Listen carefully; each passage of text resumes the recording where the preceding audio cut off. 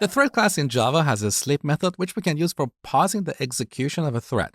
With this, we can simulate a long-running operation, like downloading a file that takes a few seconds. So in our task class, after printing this message, let's call thread.sleep. Here we can pass the delay in milliseconds, let's say 5,000.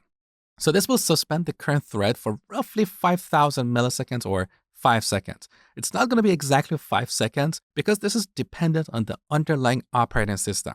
But we can assume that this thread will be sleeping for roughly 5 seconds, and during this time, other threads can get processor time.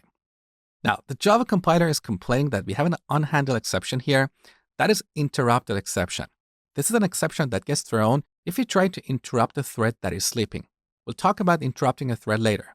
But for now, let's handle this exception. So we put the caret on this sleep method, press Alt and Enter, and wrap this inside a try-catch block.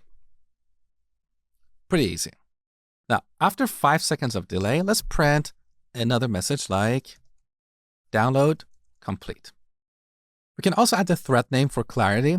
So plus thread, that current thread, that get name. Now, back to our demo class. Here we are starting 10 threads for downloading 10 files. When I run this program, you will see that these 10 threads will start at the same time. And after 5 seconds, they all complete. Take a look. So run. They all started. Now 1, 2, 3, 4, and 5. They're all complete. Now, if you had a single threaded application, downloading these 10 files would take 50 seconds instead of 5 seconds because each download would start once another download finished. So multi-threading makes our applications faster and more responsive. Now, what if we try to download, let's say, 100 or 1,000 files concurrently? My machine has 4 cores and 8 threads available. So how's that going to work? Well, the Java virtual machine has what we call a thread scheduler. The job of this scheduler is to decide what threads to run for how long.